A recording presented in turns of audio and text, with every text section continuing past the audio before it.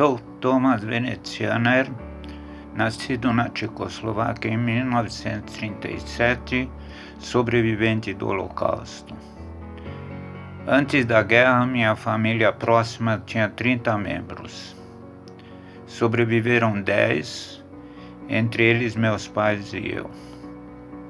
No outono de 1944, com documentos falsos, fugimos para as montanhas da Eslováquia. Ali fomos capturados pela Gestapo. Mamãe e eu fomos separados do meu pai e aprisionados no campo de Terezin. Na ocasião tinha 7 anos. Meu pai foi deportado para um campo chamado Sachsenhausen, na Alemanha. Na fuga para as montanhas, tivemos que viajar de trem. Nossos documentos eram certificados falsos de batismo.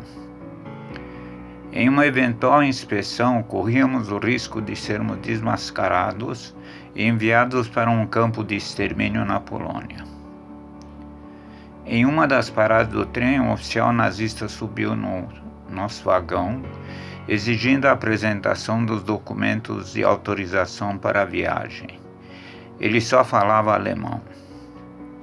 Meu pai fez-se de desentendido, só falando em eslovaco. Enraivecido, o oficial desistiu de ver os nossos papéis. Nessa ocasião, meu maior medo foi que me separassem dos meus pais e me matassem. Embarcamos em Marsella. Subimos no navio com uma sensação de insegurança e temor do desconhecido. Não falávamos português. Não conhecíamos a cultura dos brasileiros. Sem saber onde iríamos nos estabelecer ou viver, realmente era uma coisa assustadora. Fizemos a travessia do Atlântico em 15 dias, chegando no Porto Santos em junho de 1948. Poucas semanas depois que nós chegamos, fui matriculado numa boa escola.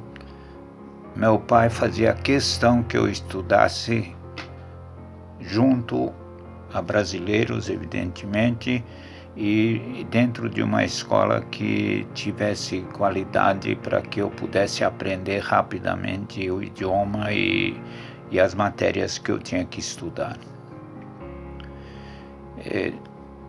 Não demorou muito, não me lembro exatamente quanto, mas por volta de 6 meses, no convívio com colegas brasileiros que obviamente não falavam o meu idioma, eu consegui aprender o português razoavelmente e tinha garotos amigos que eram nascidos no Brasil. A guerra terminou em maio de 1945. Libertados, meus pais e eu retornamos para a minha cidade natal. Ao tomarem conhecimento de que 2/3 das nossas famílias foram exterminados, cruelmente assassinados, meus progenitores decidiram que não ficariam na Europa. Depois dessa decisão, eles tiveram que obter vistos de entrada para qualquer país fora do continente europeu. Para isso, meu pai visitou várias vezes durante 2 anos um significativo número de consulados e embaixadas em Praga. Sem dúvida, a maior dificuldade da nossa vinda ao Brasil foi vencer a burocracia antissemita praticada pelos governos ocidentais na concessão de vistos para judeus sobreviventes do Holocausto, em busca de um novo lar que aceitasse eles sem questionamento de religião. Após 2 anos de tentativas infrutíferas, conseguimos no consulado do Brasil o tão cobiçado visto. Tendo passado em campo de concentração e visto brutalidades incríveis dos guardas nazistas, me traumatizaram profundamente. Adquiri medos de várias espécies, de pessoas trajando uniformes. Estranhava a efusiva cordialidade dos brasileiros que abraçavam, davam as mãos, batiam nas costas, e me incomodava pessoas que gritavam e falavam alto. Quando comecei a frequentar a escola, minha convivência com os colegas me fez perceber que vivia em um país onde as pessoas se sentiam livres em todos os sentidos, um comportamento que no meu país de origem inexistiu durante os anos de guerra e após-guerra.